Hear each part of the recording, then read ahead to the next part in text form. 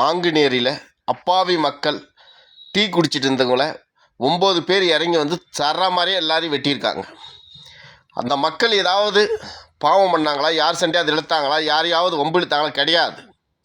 ஒன்றும் இல்லைங்க. அமெரிக்காவை சொல்கிறோம். நம்ம அமெரிக்காவில் வந்து சட்டம் ஒழுங்கு சரியில்லை, அங்கங்கே துப்பாக்கி எடுத்துகிட்டு போய் ஸ்கூல் பசங்களை சொல்கிறாங்கன்னு சொல்லி இங்கேயும் அதே தான் நடந்துட்டுருக்கு. அங்கே துப்பாக்கி கலாச்சாரம், கத்தி கலாச்சாரம். எதுக்கு? திமுகவுக்கு நீங்கள் வாக்களிக்கணும். புரியுதுங்களா? திமுகவுக்கு வாக்களிக்கிற வரைக்கும் இந்த மாதிரி தான் ஜாதி சண்டை நடக்கும். திமுக மாதிரி ஒரு எச்ச கட்சி நம்ம பார்க்கவே முடியாதுங்க.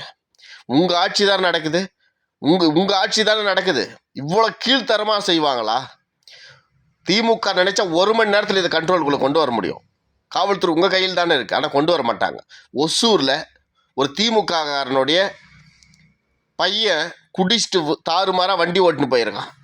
இடையில நின்று இந்த வண்டியை எடுக்க சொல்லி உருட்டு கட்டி எடுத்துன்னு போய் அந்த வண்டியில் இருக்கிறவங்கள அடித்து வண்டி அவங்கள ஆள் மேலே ஏற்றி கொண்டு இருக்கான்.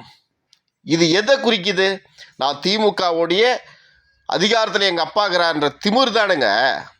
இந்த திமுக தமிழ்நாட்டுக்கு சாபக்கேடு. இனியாவது சீமான் மாதிரி ஆளுங்களுக்கு தேர்ந்தெடுங்க, தயவு செய்து தேர்ந்தெடுங்க. இனியும் திமுகவை நீங்கள் தேடி போனீங்கன்னா உங்கள் தலையில் ஒரு பகட்டி மண்ணை வாரி கொட்டிக்கிறதுக்கு தான். எலெக்ஷன் கிட்ட மட்டும் திடீர்னு வன்னியர் சமூகம் பிடிச்சி ஒரு பறையர் சமூகத்தை அடிக்கும், பறையர் சேர்ந்து வன்னியர் சமூகத்தை அடிப்பாங்க. திடீர்னு இப்போ இந்த பக்கம் சேர்ந்து போய் 10 பேர் கத்திட்டு போய் வெட்டுவான். என்னங்க கலாச்சாரம் இது? என்ன நடக்குது? அப்போ எவனுக்கோ ஒருத்தருக்கு ஓட்டு பிச்சை தேவை தானே? எவனுக்கோ ஓட்டு பிச்சை தேவை, எவனோ சம்பாதிக்கிறதுக்கு, எவனோ காரு பங்களா வாங்கிறதுக்கு, எவனோ ஜாதி பேரை சொல்லி வாழ்கிறதுக்கு, தமிழ்நாட்டில் திமுக ஆட்சி ஆரம்பிக்கிறதுக்கு, தாத்தா பேரனுக்கு புள்ள அப்படி வர வேண்டியதுக்கு நம்ம சாவணமா? இப்போதாங்க நாங்கள்லாம் தமிழர்கள்னு ஒன்று சேர்ந்துருக்கோம். இதுக்குள்ளே இவ்வளோ கேவலம், இவ்வளோ பிச்சைக்காரத்தானமா? தயவு செஞ்சு சிந்திங்க. இந்த கூத்தாடி விஜய் பக்கம் போகிறது, இந்த திருமாவளவன் பக்கம் போகிறது, அன்புமணி ராமதாஸ் பக்கம் போகிறது, திமுக பக்கம் போகிறது, இது உங்கள் வாழ்க்கைக்கு தகாது. இவனுக்கு நம்மளை கழுத்தறுப்பானுங்களே தவிர காப்பாற்ற மாட்டானுங்க. இவனுங்களுக்கு தேவை நல்ல ஓட்டு, அதிகாரம், நல்ல பணம், செல்வாக்கான வாழ்க்கை. இதுக்கு நம்ம தலையை பலியிடுவானுங்க.